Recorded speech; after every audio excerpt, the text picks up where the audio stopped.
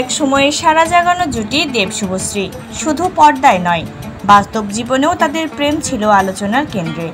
তবে সেই সম্পর্কে বিচ্ছেদ আসার পর দীর্ঘ 9 বছর তাদের একসঙ্গে দেখা যায়নি।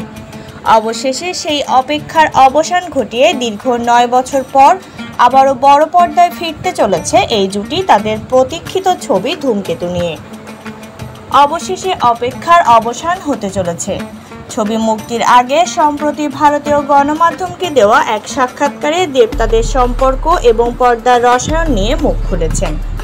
দেব স্পষ্ট জানিয়েছেন, এই জন্মে না শুভশ্রী তার নাম থেকে দেবকে সরাতে পারবে, না আমি আমার নাম থেকে শুভশ্রীকে সরাতে পারবো অনস্ক্রিন জুটি হিসেবে।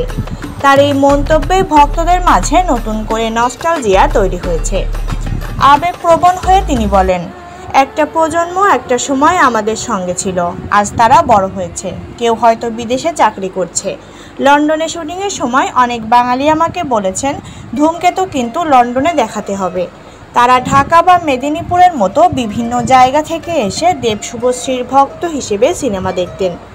9 বছরের দীর্ঘ বিরতির পর দেব শুভশ্রী জুটিকে আবারও বড় পর্দায় দেখতে পাওয়ার উচ্ছ্বাস এখন তুঙ্গে। ধূমকেতু কি পারবে সেই পুরনো জাদু ফিরিয়ে আনতে এবং দর্শকদের প্রত্যাশা পূরণ করতে? সময়ই এর উত্তর দেবে।